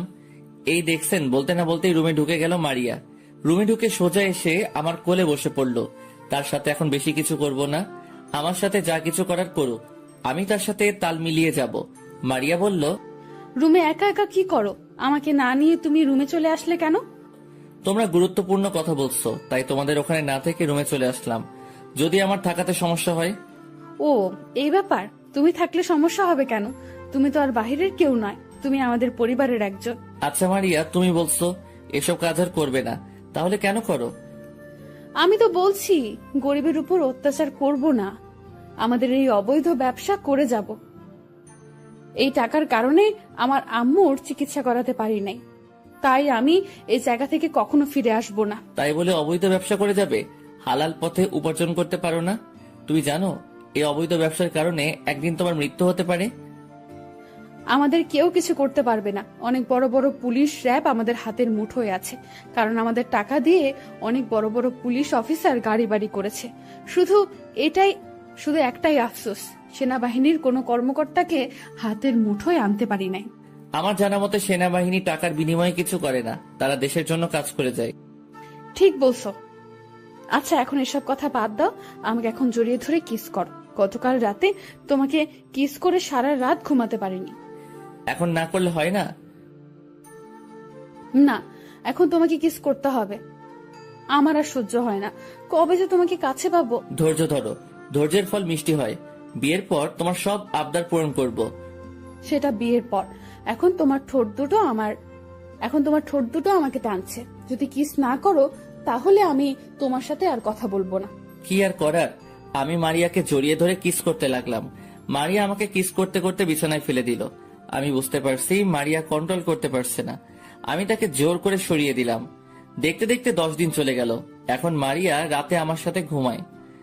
আমাদের মধ্যে কিস, জড়িয়ে ধরা, এর থেকে বেশি কিছু হয়নি। আর এই দিনের ভিতরে আর 2টা কারখানায় আগুন লাগিয়ে দেওয়া হয়েছে। কে বা কারা করছে এখনো তাদের খুঁজে বের করতে পারে নাই। বের করবে কিভাবে? সেনাবাহিনী তাদের একটা কেউ বাঁচিয়ে রাখে না, তাই আরমান শিকদার কাউকে ধরতে পারে না। কিন্তু তারপরেও জায়গায় জায়গায় লোক লাগিয়ে রাখছে। আর সিলেটে আরমান শিকদারের লোকেরা কাজ শুরু করে দিছে। আর আমাদের প্রধান সেনাবাহিনী নিয়ে প্ল্যান করতে আসছে, এবং সবাই কিভাবে আক্রমণ করবে। সকালে মারিয়া রুমে এসে আমাকে ডাকতে লাগলো। আমি ঘুম ঘুম চোখে বললাম, কি হয়েছে, ডাকছো কেন? আমাকে আর একটু ঘুমাতে দাও। সারা রাত তোমার জন্য একটু ঘুমাতে পারি নাই। তুমি সারা রাত আমার সাথে দুষ্টুমি করছো। দুষ্টুমি শুধু আমি একা করছি? তুমিও তো করছো। এখন কথা না বলে বিছানা থেকে উঠে ফ্রেশ হতে যাও, আমি তোমার জন্য অপেক্ষা করছি। তারপর আমি বিছানা থেকে উঠে ফ্রেশ হতে চলে গেলাম। ফ্রেশ হয়ে এসে মারিয়া সহ নাস্তা করতে চলে গেলাম। 3 জন মিলে নাস্তা করলাম। তারপর আমি রুমে চলে আসলাম। আরমান শিকদার এখন ডিলটা নিয়ে ব্যস্ত। তার যে 2টা কারখানায় আগুন লাগিয়ে দিছি সেটার কোনো খবর নেই। আজকে বিকালে মারিয়াকে নিয়ে ঘুরতে আসলাম বাহিরে। আসার একটা কারণ আছে। কারণটা হলো আজকে মারিয়াকে আটক করব, তাই আগে থেকে সব প্ল্যান করে রাখছি। এটা আমি ছাড়া কেউ জানে না। আমি একটা পুরনো বাড়ি ঠিক করছি। আজকে মারিয়াকে পুরনো বাড়িতে আটকে রেখে কঠিন শাস্তি দিব। আমার বোনের শরীর থেকে যতটুকু রক্ত ঝরিয়েছে আজকে থেকে তার শরীর থেকে রক্ত ঝরাবো। মারিয়াকে নিয়ে সোজা পুরনো বাড়ির সামনে চলে আসলাম মারিয়াকে সারপ্রাইজ দিব বলে। চোখ বেঁধে আনছি। গাড়ির থেকে নেমে মারিয়াকে নিয়ে একটা রুমে ঢুকে গেলাম। রুমে ঢুকে একটা চেয়ারে বসিয়ে হাত পা বেঁধে দিলাম। তারপর চোখের বাঁধন খুলে দিলাম। মারিয়ার চোখ খোলার পর রুমের চারপাশে তাকিয়ে আমাকে বলল, হাসান, তুমি আমাকে কোথায় নিয়ে আসলে? দেখে তো বোঝা যাচ্ছে এটা একটা পুরনো বাড়ি। কি মারিয়া শিকদার, আমাকে চিনতে পারো নাই? আর চিনবেই বা কেমন করে? আমি তো চেহারা পাল্টে ফেলেছি। মানে কি বলছো তুমি হাসান? তোমার মাথা ঠিক আছে? আর আমাকে বেঁধে রাখছো কেন? তুমি না বলেছিলে আমাকে সারপ্রাইজ দিবে? তাহলে তোমার সারপ্রাইজ কোথায়? সারপ্রাইজ? ঠিকই ধরেছিস। তোকে আজকে এমন সারপ্রাইজ দিব তা তুই কল্পনাও করতে পারবি না। এই দেখ তোর সারপ্রাইজ। বলে মোবাইল থেকে ভিডিওটা বের করে মারিয়ার হাতে দিলাম। মারিয়া ভিডিওটা দেখে অবাক হয়ে গেল। তখন আমি বললাম, জি মারিয়া শিকদার, এখন আমাকে চিনতে পেরেছো? হয়তো অবাক হচ্ছ, তাই না? এটা আমার একটা প্ল্যান ছিল। তার মানে তুমি আর্মি অফিসার রাসেল? তার মানে তুই আমাদের সাথে থেকে সবকিছু করেছিস? আমাদের এতগুলো কারখানায় আগুন লাগিয়ে দিলি। ঠিকই ধরেছিস। এখন বাকি একটা কাজ আছে, সেটা হলো কিছুদিন পরে কানাডার জেমসের সাথে যে ডিলটা করতে এত কিছু করেছিস, সেটা আমি কখনো হতে দিব না। তোর বাপকে এবং ওই মাফিয়া জেমসকে মারবো। তোদের মতো মানুষ দেশটা ধ্বংস করে দিয়েছে, তোদের এমন কাজ আর হতে দিব না। তুই এখনো আমার বাবাকে চিনতে পারিস নাই। যদি শুনে তুই আমাকে এখানে আটকে রেখেছিস, তাহলে তোদের কাউকে ছাড়বে না। আমি ছাড়া আর কেউ জানে না তোকে কোথায় নিয়ে এসেছি। এখন আমি তোর এমন অবস্থা করব যেটা তুই কল্পনা করতে পারবি না। তোর লোকেরা আমার বোনের শরীর থেকে রক্ত বের করেছে, আমার বোন মরা থেকে বেঁচে আসছে। এখন তোর শরীর থেকে ততটুকু রক্তই বের করব। আমি আমার বক্সটা বের করে একটা ছুরি বের করলাম, তারপর মারিয়ার হাতে একটা টান দিলাম। চিরচির করে রক্ত বের হওয়া শুরু করলো। 2 হাতে ছুরি দিয়ে কেটে দিলাম এবং পায়ের তালুতে কেটে দিলাম। মারিয়া অনেক কান্না করছে, কিন্তু তার কান্নায় আমার কিছু আসে যায় না। মারিয়া অনেক আপত্তি মিনতি করছে তাকে মাফ করে দেওয়ার জন্য, কিন্তু আমি তার কোনো কথাই শুনছি না। হঠাৎ মারিয়া জ্ঞান হারিয়ে ফেলছে। মৃত্যু শব্দটা কারো কাছে খুব ভয়ঙ্কর, আবার কারো কাছে মুক্তির উপায়। সময়ের পরিবর্তনে রাগ অভিমান কমে যায়, কিন্তু কারো দেয়া আঘাতের দাগগুলো থেকে যায়। হঠাৎ মারিয়া জ্ঞান হারিয়ে ফেলছে। আমি রুম থেকে বেরিয়ে দরজায় তালা মেরে গাড়ি নিয়ে একটা হাসপাতালে চলে গেলাম। হাসপাতাল থেকে একজন ডাক্তার সাথে করে নিয়ে আবার পুরনো বাড়িতে চলে আসলাম। ডাক্তার মারিয়ার কাটা জায়গায় ব্যান্ডেজ করে দিল আর কিছু ওষুধ লিখে দিয়ে গেল। আর এই ডাক্তার আমাকে চিনে, কারণ আমি যখন মুখে সার্জারি করি তখন এই ডাক্তার আমার কেবিনে ছিল। ডাক্তারকে বলেছি কাউকে যেন কিছু না বলে, বলে তাকে দুনিয়ায় বাঁচিয়ে রাখবো না। ডাক্তার বলল সে কাউকে কিছু বলবে না। ডাক্তারকে হাসপাতালে দিয়ে আবার পুরনো বাড়িতে চলে আসলাম। আসার সময় রেস্টুরেন্ট থেকে খাবার নিয়ে আসলাম। রুমের ভিতরে ঢুকে দেখি মারিয়ার জ্ঞান ফিরেছে। আমাকে দেখে মারিয়া বলল, কিরে, আমাকে বাঁচিয়ে রাখছিস কেন? আমাকে বাঁচিয়ে রাখলে তোর বিপদ, কারণ আমার বাবার কানে যদি যায় তুই আমাকে কিডন্যাপ করেছিস, তাহলে আব্বু তোকে ছাড়বে না। মারিয়ার কথা শুনে আমি তাকে বললাম, আরে আমাকে মারার কথা পরে ভাবিস, আগে তুই এবং তোর বাপ বাঁচবি কিনা সেটা চিন্তা কর। মারিয়া আমার কথা শুনে হাসতে হাসতে বলল, তুই হয়তো আমার বাবাকে চিনিস না, পুরো বাংলাদেশে আগুন লাগিয়ে দিবে। এখনো সময় আছে, তুই আমাকে ছেড়ে দে। এবার আমি মারিয়াকে বললাম, সেটা সময় বলে দিবে। শুধু কানাডার মাফিয়া জেমসকে বাংলাদেশে আসতে দাও, জেমসের সাথে তোর বাবাকেও ওপরে পাঠিয়ে দিব। এখন কথা না বলে খাবার খেয়ে ওষুধগুলো খেয়ে নেই। মারিয়ার দিকে খাবারগুলো এগিয়ে দিয়ে মারিয়া খাবার হাতে নিয়ে ফেলে দিল। মাথা তো পুরো গরম হয়ে গেছে, তাই 2টা ঠাস করে থাপ্পড় মেরে দিলাম। মারিয়া গালে হাত দিয়ে কান্না করে দিল। তখন আমি আবার বললাম, ভেবেছি তোকে বাঁচিয়ে রেখে তোর সামনে তোর বাবাকে মারবো, কিন্তু এখন আর তা করবো না। এখন তোকে না খাইয়ে মারবো। এই কথা বলে রুম থেকে বেরিয়ে আসলাম। রুমের বাহির থেকে তালা মেরে দিলাম। আসলে মারিয়ার জন্য কেমন যেন খারাপ লাগছে, তাই ডাক্তার এনে তাকে চিকিৎসা করালাম, কিন্তু এখনো দেখি তার দিমাগ যায়নি। আমি খাবার খেয়ে অন্য রুমে এসে বিছানায় শুয়ে ভাবতে লাগলাম, এখন কি করা যায়। মারিয়ার মোবাইল বন্ধ করে রেখেছি। আমার মোবাইলে আরমান শিকদার খালি ফোন দিচ্ছে, কিন্তু আমি রিসিভ করছি না। আরমান শিকদার পুরো পাগলের মতো হয়ে গেছে। রাতে প্রধানের সাথে কিছুক্ষণ কথা বলে ঘুমিয়ে গেলাম। সকালে ঘুম থেকে উঠে ফ্রেশ হয়ে মারিয়ার রুমে গেলাম। খাবারের প্যাকেটের দিকে তাকিয়ে দেখি খাবার নেই। আসলে গতকাল রাতে খাবার বেশি নিচে পড়ে নাই। ওষুধের দিকে তাকিয়ে দেখি ওষুধও খেয়েছে। হয়তো ব্যথা সহ্য করতে পারে নাই। বড় লোকের আদরি মেয়ে তো, কখনো কেউ গায়ে হাত তুলে নাই, তাই ব্যথা সহ্য করতে পারে না। মারিয়ার দিকে তাকিয়ে দেখি ছোট বাচ্চাদের মতো ঘুমাচ্ছে। ইচ্ছে করছে তার কপালে একটা চুমু দিতে। হাই হাই, এটা আমি কি ভাবছি? আমি কি আবার তার প্রেমে পড়ে গেছি? ঠিকই ধরেছেন। আসলে তাকে মারার পর রাতে ঘুমাতে পারি নাই। চেহারা একদম খারাপ হয়ে গেছে মারিয়ার। তো যাই হোক, আমি মারিয়াকে ডাকতে লাগলাম, এই মিস মারিয়া, এবার উঠেন। এখানে আপনাকে ঘুমাতে আনা হয়নি, তাড়াতাড়ি ফ্রেশ হয়ে নেন, আমি বাইরে যাচ্ছি। মারিয়া কোনো কথা না বলে বিছানায় থেকে উঠে ওয়াশরুমে চলে গেল। আমি রুম থেকে বেরিয়ে বাসার বাইরে চলে আসলাম। গাড়ি নিয়ে রেস্টুরেন্ট থেকে নাস্তা নিয়ে আবার বাসায় চলে আসলাম। ও আপনাদের তো বলতে ভুলে গেছি, মারিয়াকে যে রুমে আটকে রেখেছি সেই রুমে সিসি ক্যামেরা লাগিয়ে রেখেছি, তাও আবার লুকিয়ে রেখেছি যাতে মারিয়া দেখতে না পায়। তালা খুলে বাসার ভিতরে ঢুকে মারিয়ার রুমে গেলাম। মারিয়ার রুমে গিয়ে দেখি বিছানায় বসে আছে মাথা নিচু করে। আমি নাস্তা তার সামনে দিয়ে বললাম, নাস্তা করে ওষুধ খেয়ে নেয় বলে রুম থেকে বেরিয়ে আসলাম। মারিয়া কেমন করে যেন আমার দিকে তাকিয়েছিল। দেখতে দেখতে 10 দিন চলে গেছে। মারিয়াকে আর একটা টোকা দিলাম না। সারাদিন মন মরা হয়ে থাকে, আর আমি বাহিরে গেলে সবসময় ছদ্মবেশে বের হতাম। আরমান শিকদার পুরো বাংলাদেশের 64 জেলায় লোক লাগিয়ে রেখেছে। তার মেয়েকে খুঁজে বের করার জন্য। এই 10 দিন আমি মারিয়ার প্রতি দুর্বল হয়ে গেছি। তাকে আবার ভালোবেসে ফেলেছি। মারিয়াকে যেভাবে বলি সেইভাবে চলে। এর ফাঁকে প্রধানের সাথে কথা হয়েছে। তাকে আমি বলি নাই যে আমি মারিয়াকে কিডন্যাপ করছি। যদি প্রধান জানতে পারে আমি মারিয়াকে কিডন্যাপ করছি, তাহলে প্রধান বলবে তাদের হাতে মারিয়াকে দিয়ে দিতে। আজকে আমি হাসপাতালে এসে গায়ের কিছু জায়গায় ব্যান্ডেজ করে আরমান শিকদারের বাসায় গেলাম, কারণ আরমান শিকদার যেন বুঝতে পারে সন্ত্রাসীরা আমাকে অনেক মেরেছে। আমাকে দেখে আরমান শিকদারের লোকেরা ঘেরাও করে ফেলছে। আরমান শিকদার ভিতর থেকে আমার সামনে এসে বলল, কি রে, তোর এই অবস্থা কেন? আর আমার মেয়ে কোথায়? আমরা একটা পার্কে ঘুরতে গিয়েছিলাম। হঠাৎ কিছু লোক আমাদের সামনে এসে আমাকে আর আপনার মেয়েকে ধরে নিয়ে যায়। আমাদের একটা পুরনো বাড়ি নিয়ে যায় আর আমাকে অনেক মেরেছে। গতকাল আমাকে রাস্তায় ফেলে চলে যায়। কিছু লোক আমাকে হাসপাতালে নিয়ে যায়। এরপর আজকে হাসপাতাল থেকে সোজা আপনার বাসায় আসি। আমার কথা শুনে আরমান শিকদারের মাথা খারাপ হয়ে যায়। তখন আমাকে বলল, তুই কি জায়গাটা চিনতে পারছিস? কোথায় তোদের নিয়ে গেছে? তুই শুধু একবার জায়গাটার নাম বল। ওই সন্ত্রাসীরা আমাদের চোখ বেঁধে নিয়ে গেছে, তাই জায়গাটা চিনতে পারি নাই। আবার রাতে রাস্তায় ফেলে গেছে আমাকে। না, না জানি আমার মেয়েটার কি অবস্থা করেছে ওই সন্ত্রাসীরা। আমি তাদের কাউকে ছাড়বো না, কাউকেই ছাড়বো না। তুই শুধু বল, আমার মেয়ের কিছু করেছে ওরা? সেটা আমি বলতে পারবো না, কারণ আমাকে তারা অন্ধকার একটা রুমে নিয়ে গেছে। মারিয়াকে আমি দেখতে পাইনি। ঠিক আছে, তুই রুমে যা, আমি দেখতেছি। আমার মেয়েকে কোথাও আটকে রাখতে পারবে না, কোথাও আটকে রাখতে পারবে না। আমি ওই সন্ত্রাসীদের খুঁজে বের করব। আমি কোনো কথা না বলে আমার রুমে চলে আসলাম।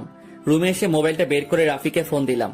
আসলে আমি এখন আরমান শিকদারের সাথে থাকবো, তাই রাফিকে পুরনো বাড়িতে রেখে আসছি মারিয়াকে দেখে রাখার জন্য। রাফি কল রিসিভ করার পর আমি বললাম, কি রে, কি করিস? মারিয়া কি খাবার খেয়েছে? তোর সাথে কোনো খারাপ ব্যবহার করে? আর এখন কি তোর সাথে কোনো খারাপ ব্যবহার করেনি তো? আর এখন কি করে মারিয়া? আমি অন্য রুমে বসে আছি। মারিয়া, খেয়ে ওষুধ খেয়েছো? আর আমার সাথে কোনো খারাপ ব্যবহার করে না। ঠিক আছে, ওর যখন যা দরকার হয় তুই তাকে এনে দিস, আর সবসময় ওর খেয়াল রাখিস। বাহিরে গেলে তালা মেরে যাস। ওটা নিয়ে তোকে ভাবতে হবে না, আমি সব সময় ওর খেয়াল রাখবো। আরো কিছুক্ষণ কথা বলে বিছানায় শুয়ে পড়লাম। হঠাৎ আরমান শিকদার আমার রুমে আসলো। আমি বিছানা থেকে উঠে বসলাম। তখন আরমান শিকদার বলল, তুমি বাসায় থাকো, আমরা সবাই সিলেট যাচ্ছি। জেমস বলেছে আজ রাতে বাংলাদেশ আসবে। এয়ারপোর্ট থেকে আমার লোক তাকে সিলেটে নিয়ে যাবে। তোমার যখন যা কিছু লাগে কাজের লোককে বলবে, তারা তোমাকে সব কিছু এনে দেবে। ঠিক আছে, কিন্তু মারিয়ার ব্যাপারে কিছু ভাবলেন না? ওকে সন্ত্রাসীদের হাত থেকে বাঁচাবেন না? তখন আরমান শিকদার বলল, আগে ডিলটা হাতে পেয়ে নি, তারপর মারিয়াকে খুঁজবো। কারণ এই ডিলটা হাতছাড়া হলে রাস্তায় নামতে হবে আমাদের। তার মানে আপনার কাছে মেন চাইতে ডিলটা বড়। ওকে যদি সন্ত্রাসী মেরে ফেলে তাহলে আপনার একটু কষ্ট হবে না? তখন আরমান শিকদার বলল, ওকে মেরে ফেললে আমার একটুও কষ্ট হবে না, কারণ মারিয়া আমার মেয়ে না। আমার এই টাকার জন্য আমার বউকে নিজের হাতে খুন করেছি। আর মারিয়ার বাবা মাকে তো আমি জানি না। মারিয়াকে রাস্তায় পেয়েছি, এরপর বাসায় এনে ওকে লালন পালন করি আমি। আর ওকে আমার নিজের মতো করে লালন পালন করেছি, তাই তো সে এত অহংকারী হয়েছে। আমি আরমান শিকদারের কথা শুনে পুরো অবাক হয়ে গেলাম। টাকার জন্য নিজের স্ত্রীকে মেরে ফেলছে, আর মারিয়া তার মেয়ে না, তাই তো মারিয়া এত অহংকারী হয়েছে। তখন আরমান শিকদার বলল, ঠিক আছে, তুমি থাকো, আমি গেলাম। এই কথা বলে আরমান শিকদার রুম থেকে বেরিয়ে গেল। হঠাৎ মোবাইলটা হাতে নিয়ে আমি তো অবাক হয়ে গেলাম, কারণ রাফি এখনো ফোন কাটে নাই। আমি মনে করছি রাফি ফোন কেটে দিছে। আমি হ্যালো বলার সাথে সাথে ওপাশ থেকে কান্নার আওয়াজ আসছে। ঠিকই ধরেছেন, মারিয়া কান্না করছে। তখন আমি বললাম, কি ব্যাপার, তুমি কান্না করছো কেন? কি হয়েছে তোমার? রাফি কিছু বলেছে? তখন মারিয়া কান্না করতে করতে বলল, রাসেল, তুমি একটু এখানে আসবে প্লিজ, অল্প কিছুক্ষণের জন্য। ঠিক আছে, আমি এখনই আসছি, তুমি কান্না করো না। আমি ফোন কেটে রুম থেকে বেরিয়ে কাজের লোককে বলে বাসা থেকে বেরিয়ে আসলাম। একটা রিক্সা নিলাম। রাফিকে একটা জায়গার কথা বললাম ওখানে গাড়ি নিয়ে আসার জন্য। কিছুক্ষণ পর সেই জায়গায় পৌঁছে গেলাম। আমি গিয়ে দেখি রাফি আমার আগে এসে গাড়ি নিয়ে দাঁড়িয়ে আছে। রিক্সার ভাড়া মিটিয়ে রাফির কাছে গেলাম। রাফির কাছে গিয়ে তাকে বললাম, কিরে, মারিয়া কান্না করছে কেন? তখন রাফি বলতে লাগলো, আসলে তোর সাথে কথা বলে মোবাইল পাশে রেখে শুয়েছিলাম। আমি মনে করেছি তুই ফোন কেটে দিছস, কিন্তু হঠাৎ মোবাইলে তোর আর আরমান শিকদারের কথা শুনতে পাই, কারণ লাউড স্পিকার ছিল। আমি তোদের কথা শুনতে শুনতে হঠাৎ রুমের দরজার দিকে চোখ যাই। দেখি মারিয়া দাঁড়িয়ে আছে এবং আরমান শিকদারের সব কথা শুনে কান্না করে দিল। তারপর কি হলো তুই তো জানিস। কলকাটিটাই অনেক ভালো হয়েছে, তা না হলে মারিয়া সত্যটা কখনো জানতে পারতো না। এখন দাঁড়িয়ে না থেকে বাসায় চল, মারিয়া কিছু একটা করে ফেলতে পারে। রাফি আর আমি গাড়ি নিয়ে সোজা বাসায় চলে আসলাম। গাড়ি থেকে নেমে তালা খুলে বাসার ভিতরে ঢুকলাম, কিন্তু ঢোকার সাথে সাথে মারিয়া এমন কিছু করবে আমি তো অবাক হয়ে গেলাম। কি ভাবছেন খারাপ কিছু? আপনারা একটু বেশিই বোঝেন, আপনাদের একটু ধৈর্য নেই, আগে তো শুনবেন কি করেছে। আমি ভিতরে ঢোকার সাথে সাথে মারিয়া এসে আমাকে জড়িয়ে ধরে কান্না করতে লাগলো। তখন আমি মারিয়াকে বললাম, এই মারিয়া কান্না করছো কেন? এবার মারিয়া কান্না করতে করতে বলল, রাসেল, তুমি আমাকে ক্ষমা করে দাও। আমি না বুঝে অনেক বড় অন্যায় করেছি। আমি জানতাম না আরমান শিকদার আমার বাবা না। আজকে বুঝতে পারলাম ওই আরমান শিকদার আমাকে ব্যবহার করেছে, তার মতো করে তৈরি করেছে। মারিয়ার কথা শুনে আমি বললাম, আমি তোমাকে অনেক আগে মাফ করে দিছি। আজকে আরমান শিকদারের কথা শুনে তোমার জন্য আরো মায়া জমেছে। একটা কথা কি, আমি তোমাকে প্রথম যেদিন তোমার গায়ে হাত তুলি তোমার শরীর থেকে রক্ত বের হচ্ছে, সেদিন আমার অনেক খারাপ লাগছে, তাই তো তোমাকে আর কষ্ট দেই নাই। আর একটা কথা কি, এই কয়দিনে আমি তোমাকে ভালোবেসে ফেলেছি। আজকে তোমার কাছে আমি সত্যি কথা বলি, এই কয়দিন তোমাকে মারার জন্য অভিনয় করে গেছি। তোমার সামনে মন মরা হয়ে বসে থাকতাম, তোমার দিকে অন্যভাবে তাকিয়ে থাকতাম, যাতে তুমি বুঝতে পারো আমি তোমার প্রতি দুর্বল। তোমার কথা ঠিকভাবে শুনতাম, কিন্তু আজকে যখন আরমান শিকদারের কথাগুলো শুনলাম তখন যেন আমার মাথায় আকাশ ভেঙে পড়লো। বিশ্বাস করো, এই কথাটা শোনার জন্য মোটেও প্রস্তুত ছিলাম না। তারপর তোমাকে মারার কথা ভুলে গেছি। প্লিজ, তুমি আমাকে ছেড়ে যেও না। এখন এখন তুমি ছাড়া আমার আর কেউ নেই। কথাগুলো বলতেই মারিয়া কান্না করে দিল। আমি মারিয়ার চোখের পানি মুছে বললাম, আমি তোমাকে কখনো ছেড়ে যাব না। আমার এই দেহে যতদিন প্রাণ থাকবে ততদিন তোমাকে ছেড়ে কোথাও যাব না। আরো কিছুক্ষণ কথা বলে মারিয়া, আমি আর রাফিকে নিয়ে বাসা থেকে বেরিয়ে গাড়ি নিয়ে রাফিদের বাসায় চলে আসলাম, কারণ মারিয়াকে রাফিদের বাসায় রেখে আমি প্রধানের অফিসে যাব। কিছুক্ষণ পর রাফিদের বাসায় চলে আসলাম। বাসার ভিতরে ঢুকে আঙ্কেল আন্টিদের সাথে কথা বলে বাসা থেকে বেরিয়ে গাড়ি সোজা প্রধানের অফিসে চলে গেলাম। অফিসের ভিতরে ঢুকে প্রধানের কেবিনে অনুমতি নিয়ে ঢুকলাম। প্রধানের সামনে গিয়ে স্যালুট দিয়ে সালাম দিলাম। তখন প্রধান বলল, আরে রাসেল, তুমি হঠাৎ এখানে? আমাকে তো বলো নাই তুমি আসবে। তখন আমি প্রধানকে বললাম, আসলে স্যার আমাদের এখনই সিলেট যেতে হবে, কারণ জেমস আজকে রাতে বাংলাদেশে আসবে। তারপর প্রধানকে পুরো ঘটনা খুলে বললাম। তখন প্রধান বলল, তাহলে আমাদের আজকে রাতে সিলেটে পৌঁছাতে হবে। সিলেটে গিয়ে সব প্রস্তুতি নিতে হবে, আর ওদের বাঁচিয়ে রাখা যাবে না। আমরা চাইলে জেমসকে এয়ারপোর্টে আটকাতে পারি, কিন্তু এটা আরমান শিকদারের কানে গেলে সে ওখান থেকে সরে যাবে। প্রধানের কথা শুনে আমি বললাম, ঠিক বলছেন স্যার, আমরা হেলিকপ্টারে করে সিলেট ক্যাম্পে যাব। ক্যাম্প থেকে সব প্রস্তুতি নিয়ে ওদের আস্তানায় যাব। তখন প্রধান বলল, ঠিক আছে, তুমি বাইরে গিয়ে সবাইকে এক জায়গায় হতে বলো, আমি কিছুক্ষণের মধ্যেই আসছি। আমি ঠিক আছে বলে প্রধানের কেবিন থেকে বেরিয়ে গেলাম। তারপর সবাইকে এক জায়গায় জড়ো করলাম। কিছুক্ষণ পর প্রধান আসলো। তারপর প্রধান সবার উদ্দেশ্যে বলতে লাগলো, তোমরা হয়তো জানো আমাদের দেশে একটা মাফিয়া আছে। সে এই দেশটাকে ধ্বংস করে দিচ্ছে। সে দেশের বাইরের লোকের সাথে হাত আছে। এই দেশকে বাইরের অবৈধ ব্যবসা করে যাচ্ছে। এই দেশ থেকে বাইরের অবৈধ ব্যবসা করে যাচ্ছে। তাই আমরা আজকে রাতে সিলেটে যাব। ওখানে গিয়ে সবাইকে প্রস্তুতি নিতে হবে। তারপর সবাই একসাথে বলল, ওকে স্যার। তারপর প্রধান আমাকে বলল তাদের বুঝিয়ে দিতে। তখন আমি বললাম, সবাই শুনুন, এই দেশ আমাদের, এই দেশ পুরো বাংলাদেশের 18 কোটি মানুষের। আমরা চাই আমাদের দেশকে রক্ষা করতে, দেশ থেকে সব সন্ত্রাসীদের দূর করতে। দেশের জন্য জীবন দিতে প্রস্তুত আছি আমরা। আমরা সন্ত্রাসীদের সব আস্তানা পুড়ে দেশটাকে শান্তিপূর্ণ দেশ হিসেবে গড়ে তুলব। তাই আমাদের সবাইকে প্রস্তুত হতে হবে। বাস্তবে তেলাপোকা দেখলে দৌড় দিয়ে পালিয়ে যাই, হাসলে কিন্তু দাঁত ভেঙে দিব। গল্পে হিরো সাজলাম আর কি। তো যাই হোক, গল্পে আসা যাক। আমার কথা শুনে সবাই সাহস পেল। আর তারপরে প্রধান আরো কিছু কথা বলল। আমরা সব জিনিসপত্র নিয়ে এখান থেকে 5টা হেলিকপ্টার নিয়ে সিলেটের উদ্দেশ্যে রওনা দিলাম। প্রায় 40 মিনিটের মধ্যে সিলেট ক্যাম্পে পৌঁছে গেলাম। ওখানে আরো কিছু কথা বললাম। আমাদের সাথে মেজর জেনারেল রহমত এসেছে, কিভাবে কি করতে হবে সবকিছু বুঝিয়ে দিচ্ছেন। আমরা সবাই প্রস্তুতি নিচ্ছি।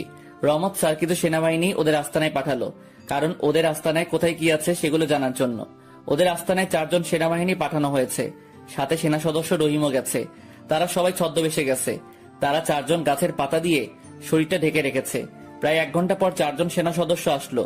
এসে মেজর রহমত স্যারকে বলল তারা ওই আস্তানায় চারপাশে সিসি ক্যামেরা লাগিয়ে ভরে রেখেছে এবং আস্তানা থেকে কিছুটা ধরে ধরে মাটির নিচে বোম ফিটিং করে রাখছে। আমাদের সবাইকে সাবধানে আক্রমণ করতে হবে, নিচের দিকে লক্ষ্য রাখতে হবে। যদি একটা বোমা বিস্ফোরণ হয় তাহলে তারা সবাই বুঝে ফেলবে। তখন মেজর রহমত বলল, চিন্তা করো না, আমরা প্রশিক্ষণপ্রাপ্ত সৈনিক, আমাদের ওরা কিছুই করতে পারবে না। এখন তোমরা কয়েকজন গিয়ে মাটির নিচে যে বোমা ফিটিং করেছ সেগুলো উঠিয়ে ফেলো, তাহলে আমাদের আক্রমণ করতে সমস্যা হবে না। আরো কিছুক্ষণ কথা বলল মেজর রহমত। তারপর আমরা আমাদের প্রস্তুতি নিলাম। এখন শুধু গভীর রাতের অপেক্ষা। হঠাৎ আমার মোবাইলে একটা কল আসলো। মোবাইলটা হাতে নিয়ে দেখি আননোন নাম্বার। আমার এই নাম্বারে অচেনা নাম্বার থেকে কল আসলো কিভাবে? এই নাম্বার তো বাইরের কেউ জানে না, শুধু প্রধান এবং রাফির কাছে থাকে। আরো 2টা নাম্বার ছিল, সেগুলো দিয়ে সবার সাথে কথা বলতাম। তো এখন ওই 2টা নাম্বার বন্ধ করে রেখেছি, কিন্তু এই নাম্বারটা খোলা রেখেছি। প্রধান যে কোনো সময় ফোন দিতে পারে, তাই আমি ফোনটা রিসিভ করার পর ওই পাশের থেকে যে কথা বলল এবং যেটা বলল তার জন্য মোটেও প্রস্তুত ছিলাম না। আমার মাথা পুরো খারাপ হয়ে গেছে। ভালোবাসা হয়ে যায় খুব সহজে, আর মায়া কাটানো যায় না সারা জীবনেও। কিছু মানুষ অনলাইনে না থাকলে শুধু অনলাইন না, বুকটাও ফাঁকা ফাঁকা লাগে।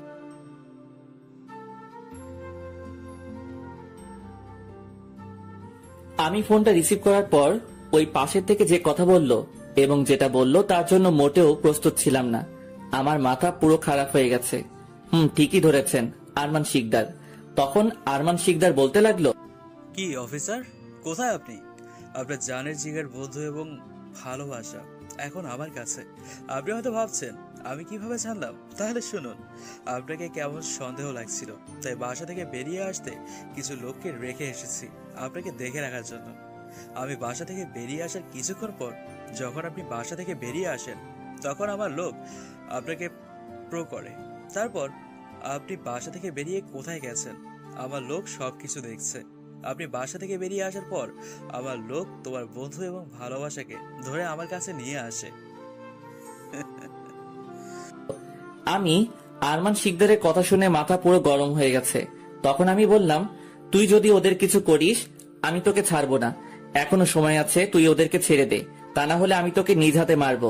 আমি ওদেরও মারবো এবং তোকেও মারবো, পারলে পারলে ওদেরকে বাঁচিয়ে নিয়ে যা। আমি এখন সিলেটে রওনা দিয়েছি, পারলে ওখানে এসে নিয়ে যা। যদি কোনো সেনাবাহিনী সাথে নিয়ে আসিস তাহলে তাদের মেরেই ফেলবো একদম।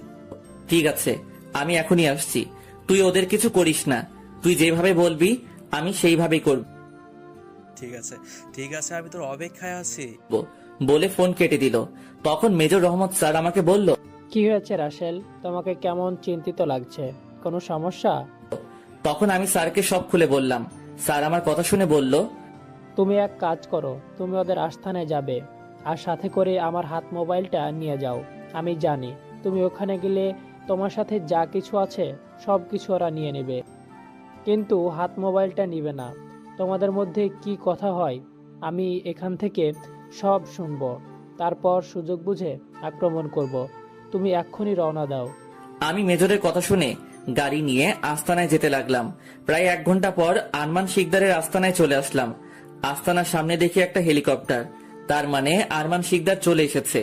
আমাকে দেখে আরমান শিকদারের লোক এগিয়ে আসলো। তারপর আমার কাছে যা ছিল সবকিছু নিয়ে গেছে, শুধু হাতঘড়ি ছাড়া। আমার হাত পিছন থেকে বেঁধে ফেলেছে।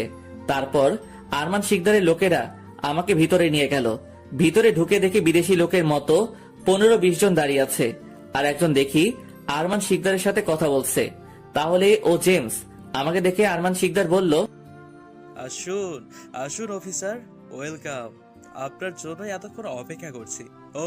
ওই তোরা ওর বন্ধু এবং ভালোবাসাকে নিয়ে আয়। 3 জনকে একসাথে আজ একসঙ্গে শেষ করব। তুই আমার বাসায় থেকে আমার সব অবৈধ কারখানায় আগুন লাগিয়ে দিয়েছিস, আমার কোটি টাকার মালামাল ধ্বংস করেছিস তুই। আজকে তোকে আমি মেরেই ফেলবো।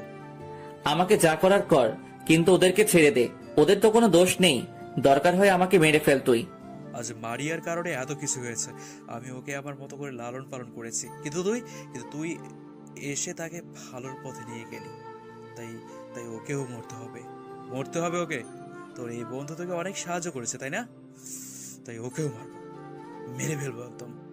একথা বলে আরমান শিকদার রাফির পায়ে গুলি করলো। রাফি সাথে সাথে চিৎকার করে মাটিতে বসে পড়লো। রাফি মাটিতে বসে কান্না করছে। তার এই অবস্থা দেখে আমারও চোখ দিয়ে পানি পড়ছে। কি করব ভেবে পাচ্ছি না। স্যার এখনো আসছে না কেন? হঠাৎ আরমান শিকদার মারিয়ার বুকে গুলি করে দিল। মারিয়া ঠাস করে মাটিতে পড়ে গেল। আমার চোখ দিয়ে অঝরে পানি পড়তে লাগলো। আজ আমার জন্য এত কিছু হয়েছে, নিজেকে শেষ করে দিতে ইচ্ছে করছে। মারিয়ার কোনো সারা শব্দ নেই, তার মানে মারিয়া মারা গেছে। হঠাৎ চারপাশ থেকে গোলাগুলি শব্দ শুরু হলো। আরমান শিকদারের লোকেরা আমাকে ছেড়ে দিয়ে গুলি করা শুরু করেছে। হঠাৎ সেনাবাহিনী রহিম ভিতরে ঢুকে আমার হাতের বাঁধন খুলে দিল। আমি দৌড় দিয়ে মারিয়া এবং রাফির কাছে গেলাম। মারিয়াকে ধরে দেখি নিঃশ্বাস নিচ্ছে না। রহিমকে বলে আরো 4 জন সৈন্য এনে তাদের বাহিরে নিয়ে আসলাম। একটা গাড়িতে তুললাম। রহিমকে বললাম তাদের হাসপাতালে নিয়ে যেতে। রহিম আমার কথা মতো মারিয়া আর রাফিকে হাসপাতালে নিয়ে গেল। আমি এরপর আরমান শিকদারের লোকের উপর ঝাঁপিয়ে পড়লাম।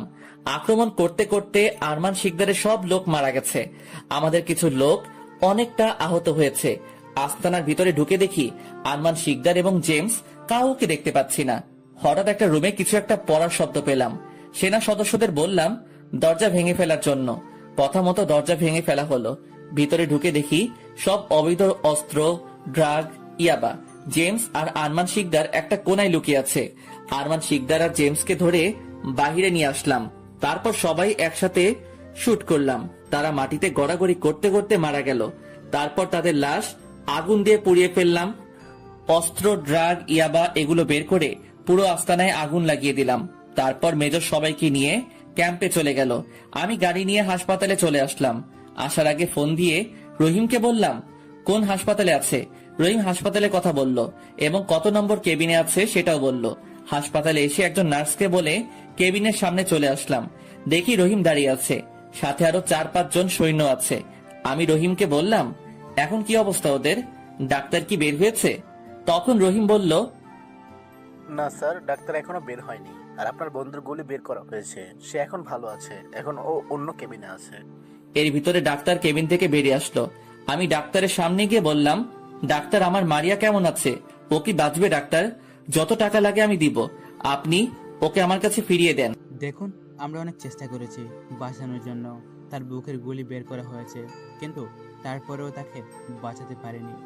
গুলিটা তার ফুসফুসে আঘাত করেছে, তাই আমাদের দ্বারা সম্ভব হয়নি। দুঃখিত। এ বলে ডাক্তার চলে গেল। আমি সাথে সাথে মাটিতে বসে পড়লাম। 2 চোখ দিয়ে পানি পড়তে লাগলো। আমার কারণে মারিয়াকে হারিয়ে ফেললাম। হঠাৎ আমি জ্ঞান হারিয়ে ফেললাম। যখন জ্ঞান ফিরে আসে তখন দেখি আমি একটা হাসপাতালের কেবিনে শুয়ে আছি। কেবিনে দেখি একজন নার্স। আমার জ্ঞান ফিরে আসার পর উনি বলল যাক, তাহলে আপনার জ্ঞান ফিরেছে। আজ 2 দিন পর আপনার জ্ঞান ফিরে এসেছে। হঠাৎ আমার মনে হলো মারিয়ার কথা। তখন আমি নার্সকে বললাম আমার মারিয়া কোথায়? মারিয়া আমাকে ছেড়ে কখনো যেতে পারে না। আপনি আমাকে ওর কাছে নিয়ে চলেন।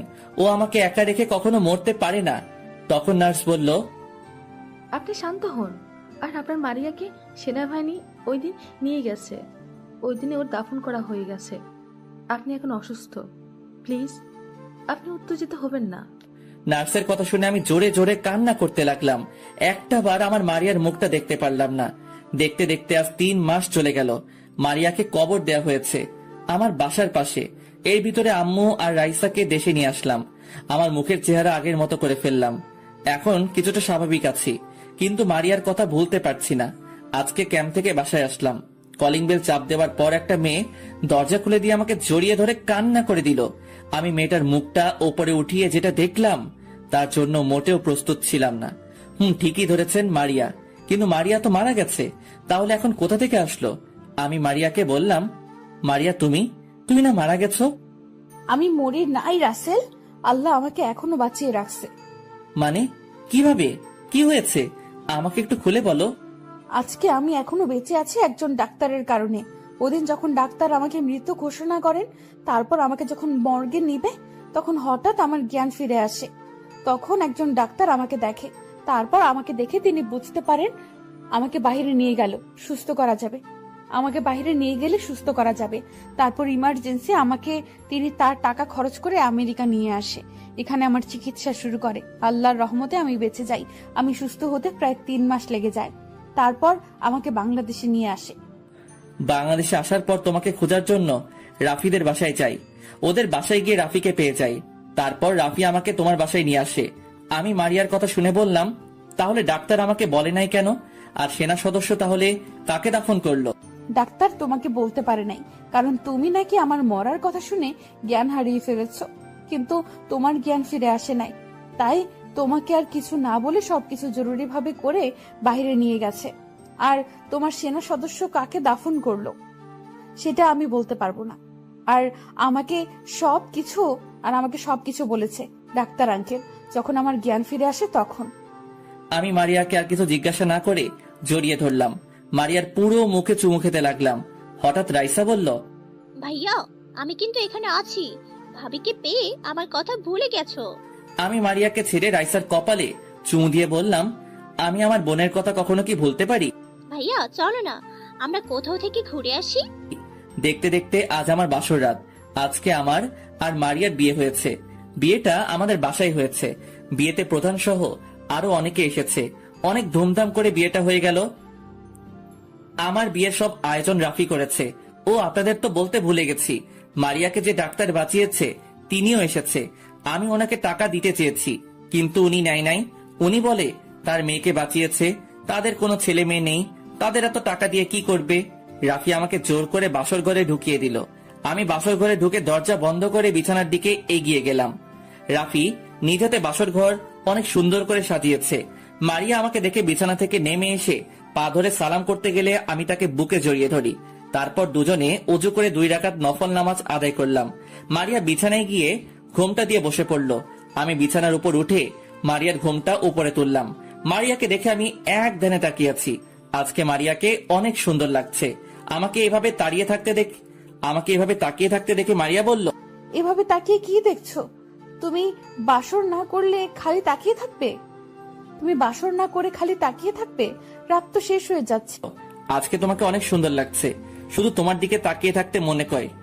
কেন, আগে বুঝি সুন্দর ছিলাম না? এখন না তাকিয়ে থেকে আমাকে আদর করো। আমি তোমার মতন একটা ছেলে চাই। না, তোমার মতো কিউট একটা মেয়ে চাই। ঠিক আছে, আল্লাহ যা দিবে তাতেই খুশি। তারপর আর কি, শুরু হয়ে গেল সন্তান আনার মিশন। আপনারা আর জানা লাগবে না। সকালে ঘুম থেকে উঠতে দেখি মারিয়া আমাকে জড়িয়ে ধরে শুয়ে আছে। তার শরীরে কাপড় নেই, তার বুকের উপরে তিলটা আমাকে টানছে। তারপর তিলটার মধ্যে একটা কিস করলাম। হঠাৎ মারিয়া জড়িয়ে ধরে কিস করতে লাগলো। তারপর আর আরেকবার হয়ে গেল, মানে ইতিহাস। দুজনে একসাথে ওয়াশরুমে ঢুকে গোসল করলাম। ওয়াশরুম থেকে বেরিয়ে এসে আমি একটা জামা গায়ে দিলাম। বিপত্তি ঘটলো, মারিয়া শাড়ি পরতে পারে না, তাই মারিয়াকে শাড়ি পরিয়ে দিলাম। দুজনে একসাথে নিচে আসলাম। এর ফাঁকে রাইসা এসে আমাদেরকে ডেকে গেছে। দুজনে 2টা চেয়ার টেনে বসলাম। তখন আম্মু বলল, মারিয়া রাসেলকে নাস্তা দাও। মারিয়া আমাকে নাস্তা দিল। তখন রাইসা বলে উঠল, ভাইয়া চলো না আমরা কোথাও থেকে ঘুরে আসি। এখন না রাইসা, আরো কিছুদিন পরে যাব। আগে তোর পরীক্ষা শেষ হোক, তারপর আমরা সবাই কক্সবাজার ঘুরতে যাব। রাইসা ঠিক আছে বলল। কথা বলতে বলতে নাস্তা শেষ করে রুমে চলে আসলাম। দেখতে দেখতে রাইসার পরীক্ষা চলে এসেছে। রাইসা এবার নিউ 10-এ উঠবে। রাইসাকে প্রতিদিন পরীক্ষার সময় স্কুলে নিয়ে যাই, আর পরীক্ষা শেষ হলে নিয়ে আসি। দেখতে দেখতে রাইসার সব পরীক্ষা শেষ। রাতে সবার সাথে খাবার খেয়ে রুমে আসলাম। কিছুক্ষণ পর মারিয়া রুমে এসে দরজা বন্ধ করে দিল। তারপর আমার পাশে এসে আমার কোলে মাথা দিল। তারপর বলল, চলো না কোথাও ঘুরে আসি। রাইসের তো পরীক্ষা শেষ, বাসায় একা একা ভালো লাগে না। একা একা কোথায়, বাসায় তো আম্মু সবসময় তোমার সাথে থাকে। আর আমিও চিন্তা করছি কিছুদিনের জন্য প্রধানের কাছ থেকে ছুটি নিয়ে ঘুরতে যাব। ঠিক আছে, কিন্তু তুমি এই কদিন আমাকে আদর করো নাই, সারাক্ষণ কাজে বিজি ছিলে। আম্মু আমাকে প্রতিদিন বলে তিনি দাদি ডাক শুনতে পাবে। তিনি কবে দাদি ডাক শুনতে পাবে, আর আইসা বলে সে কবে ফুফি ডাক শুনবে। তুমি তো আমাকে আদর করো না। এখন থেকে তোমাকে প্রতিদিন আদর করব। আসো, তোমাকে আজকে পুরো রাতে ভালোবাসা দিয়ে ভরিয়ে দেব। মারিয়াকে জড়িয়ে ধরে ঠোঁটের সাথে ঠোঁট লাগিয়ে দিলাম। তারপর দুজন দুজনকে পাগলের মতো কিস করতে লাগলাম। আস্তে আস্তে হারিয়ে গেলাম অজানা ঠিকানায়। আজকে আমরা সবাই কক্সবাজার যাচ্ছি। প্রধানের কাছে বলে 7 দিনের ছুটি নিলাম। রাইসা আর আম্মু গাড়ির পিছনের সিটে বসলো। মারিয়া আমার সাথে সামনের সিটে বসলো। ও আপনাদের তো বলতে ভুলে গেছি, প্রধান আমার নিরাপত্তার জন্য সাথে কিছু সৈন্য দিল। তারা পিছনে একটা গাড়ি নিয়ে আসতেছে। প্রায় 5 ঘন্টা পর আমরা কক্সবাজার এসে পৌঁছে গেলাম। আসার আগে 4টা রুম বুক করে এসেছি। একটা আম্মু আর রাইসা, আরেকটায় আমি আর মারিয়া, আর 2টোই সেনা সদস্য। আমরা সবাই হোটেলে পৌঁছে গেলাম। ম্যানেজার আমাদের রুম দেখিয়ে দিল। আম্মু আর রাইসা তাদের রুমে গেল, আমি আর মারিয়া একটা রুমে গেলাম। সেনাবাহিনী তাদের 2টা রুমে চলে গেল। দুজনে ফ্রেশ হলাম। কিছুক্ষণ পর খাবার নিয়ে আসলো। মারিয়াকে বললাম আম্মু আর রাইসাকে ডেকে আনতে। মারিয়া রাইসা আর আম্মুকে ডেকে আনলো। তারপর সবাই খাবার খেলাম। খাবার খেয়ে আম্মু আর রাইসা তাদের রুমে চলে গেল। আমি আর মারিয়া একটা ঘুম দিলাম। বিকেলে ঘুম থেকে উঠে ফ্রেশ হয়ে সবাই সমুদ্র সৈকতে ঘুরতে গেলাম। দেখতে দেখতে 5 দিন চলে গেল। অনেক আনন্দ করেছি। আজকে সবাই বাসায় ফিরে যাচ্ছি। বাসায় ফিরে আগের মতো কাজ করতে লাগলাম। মারিয়া বাসায় আম্মু আর রাইসার খেয়াল রাখে, আমি কাজ নিয়ে ব্যস্ত থাকি। এইভাবে কিছুদিন যাওয়ার পর হঠাৎ একদিন আমার মোবাইলে একটা কল আসে। আমি তখন একটা জায়গায় সেনাবাহিনী নিয়ে যাচ্ছিলাম কাজের জন্য। আমি ফোন ধরার পর ওপাশ থেকে যেটা শুনলাম সেটা শোনার জন্য মোটেও প্রস্তুত ছিলাম না। ফোন ধরার পর ওপাশ থেকে যেটা শুনলাম সেটা শোনার জন্য মোটেও প্রস্তুত ছিলাম না। ফোনটা করেছিল রাফি। তখন রাফি বলল, আজকে মার্কেটের সামনে এসে দেখলাম ভাবি এবং রাইসাকে কিছু ছেলে ডিস্টার্ব করছে। আমি কিছু করতে পারিনি, কারণ তারা 5-6 জনের মধ্যে ছিল। তারা রাইসার ওড়না ধরে টানছে। পরে রাইসার ওড়না দিয়ে ছেলেগুলো চলে গেছে। আমি রাইসা আর ভাবিকে একটা রিক্সায় উঠিয়ে দেই। তাদের প্রো করেছি। ঠিক আছে, তুই আগে দেখ ছেলেগুলো কোথায় থাকে। আমি একটা কাজের জন্য বের হয়েছি। কাজটা শেষ করে তোর কাছে ফোন দিব। ঠিক আছে, আমি ওদের প্রো করছি। তুই কাজ শেষ করে আয়, আমি ওদের পেছনে আছি। রাফি ফোন কেটে দিল। কিছুক্ষণ পর আমরা কাজের জায়গায় চলে আসলাম। এখানে কাজ হলো, কিছুদিন আগে এখানে 10টা ঘর আগুন লেগে পুড়ে গেছে। তাই সরকার আমাদের হাতে ওদের খাবার আরো নানা কিছু দিল। সবকিছু ওদেরকে দিয়ে আমরা ফিরে আসলাম এবং বলে এসেছি কিছুদিন পরে সবাইকে নতুন ঘর বানিয়ে দেওয়া হবে। আপাতত কলেজের ভিতরে থাকতে বললাম। যতদিন না তাদের নতুন ঘর হচ্ছে ততদিন এখানে থাকতে বলা হয়েছে এবং খাবার শেষ হলে দিয়ে যাব। আমার সাথেই সবাই ক্যাম্পে চলে গেছে। আমি গাড়ি নিয়ে সোজা রাফির বাসায় চলে গেলাম। রাফিকে ফোন দিয়ে বাসার বাইরে আসতে বললাম। কিছুক্ষণ পর রাফি বের হয়ে আসলো। তখন রাফিকে বললাম, কিরে, কি খবর পেলি? তারা কোথায় থাকে, কি করে, সব খবর এনেছিস? এনেছি। ওদের বাসা আমাদের কলেজের পেছনে। আর ওখানে মানুষের থেকে শুনেছি ছেলেগুলো অনেক খারাপ। কলেজের মেয়েদের অনেক ডিস্টার্ব করে, কিন্তু কেউ কিছু বলতে পারে না, কারণ তারা বর্তমান এমপির লোক। ঠিক আছে, তাহলে আমার সাথে চল, দেখি আজকে ওদের এমপি কি করে। আমার হাত থেকে ছাড়িয়ে নেয়। তারপর রাফিকে নিয়ে কলেজের পিছনে চলে গেলাম। এখানে একটা বাজার আছে। রাফি আমাকে হাত দিয়ে দেখিয়ে দিল। একটা দোকানে সবগুলো ছেলে বসে আড্ডা দিচ্ছে। আমি আর রাফি তাদের সামনে গেলাম। একটা কথা বলে রাখি, আমার শরীরে ডিউটির পোশাক ছিল না। আমি বেশিরভাগ সিভিল পোশাকে থাকি। আমরা ওদের সামনে গিয়ে আমি ওদের বললাম, কিরে, তোরা অনেক বড় নেতা হয়ে গেছিস। রাস্তাঘাটে মেয়ে মানুষ দেখলে সহ্য হয় না। আজকে আবার আমার স্ত্রী এবং বোনের সাথে খারাপ ব্যবহার করেছিস। আজকে তোদের আমার হাত থেকে কেউ বাঁচাতে পারবে না। তখন তাদের মধ্যে একজন আমাকে বলল, আমরা এমপির লোক, তোকে যদি মেরে ফেলি তাহলে কেউ আমাদের কিছু করতে পারবে না। এটা বলার সাথে সাথে আমি ওদেরকে মারা শুরু করলাম। বাজারের মানুষ সবাই চারপাশে ঘিরে রেখেছে। আসলে আমি গাড়ির থেকে হাতে করে একটা রড নিয়ে গেছি। সবগুলো মায়ের খেয়ে দৌড় দিয়ে পালিয়ে গেল। আর যাওয়ার সময় বলে গেল আমাকে পরে দেখে নিবে। বাজারে সব মানুষ ওদের নামে নানান ধরনের কথা বলেছে। তারা নাকি এমপির পাওয়ারে চলে। আজকে থেকে আপনাদের কোনো ভয় নেই। যদি আর কখনো এমপির ওই কুত্তাগুলো আপনাদের এবং মেয়েদের নিয়ে কিছু করে তাহলে আমার এই নাম্বারে ফোন দিবেন। তাদের সবাইকে আমার একটা একটা করে কার্ড দিলাম। তারা আমার কার্ডটা হাতে নিয়ে বুঝতে পারলো আমি একজন আর্মি অফিসার। তাই তারা অনেক সাহস পেল। তাদের থেকে বিদায় নিয়ে আমি আর রাফি চলে আসলাম। রাফিকে তাদের বাসায় নামিয়ে দিয়ে আমার বাসায় চলে আসলাম। কলিং বেল চাপ দিলাম। কিছুক্ষণ পর মারিয়া এসে দরজা খুলল। চোখ দুটো দেখে বোঝা যাচ্ছে অনেক কান্না করছে। তখন আমি মারিয়াকে বললাম, কি ব্যাপার মারিয়া, তোমার চোখ দুটো লাল হয়ে আছে কেন? আমার মনে হয় তুমি অনেক কান্না করেছো। মারিয়া আমাকে জড়িয়ে ধরে কান্না করে বলতে লাগলো, আসলে আজকে আমি আর রাইসা একটু মার্কেটে গেছি কিছু কেনাকাটা করতে। কেনাকাটা শেষ করে যখন বাইরে এসে রিক্সার জন্য দাঁড়িয়ে আছি, হঠাৎ কিছু ছেলে এসে আমাদের খারাপ খারাপ কথা বলে।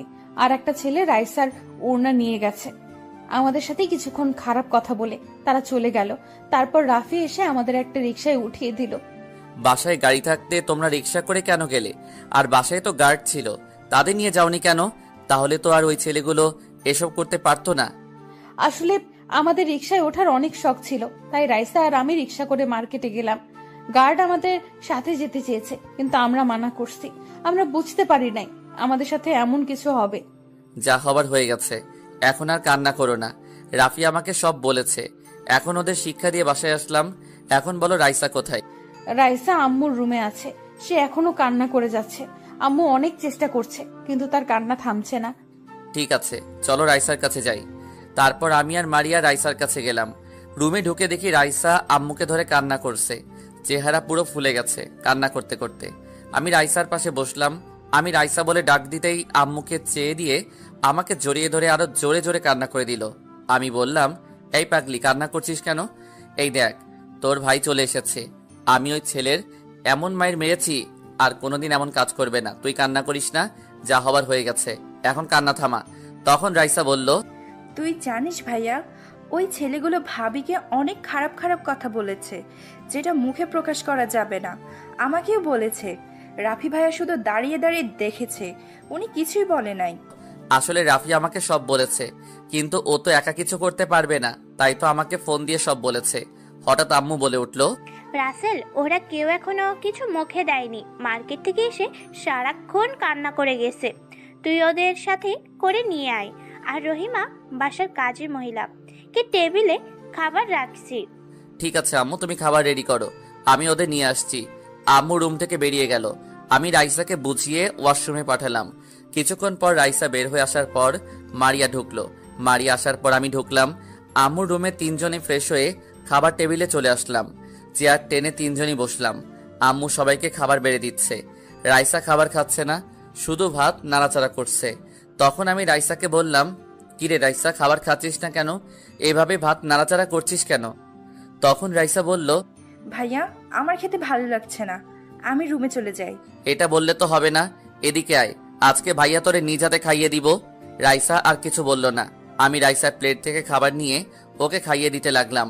সবার খাবার খাওয়া শেষ হলে যে যার রুমে চলে আসলাম। মারিয়া আমাকে জড়িয়ে ধরে শুয়ে আছে।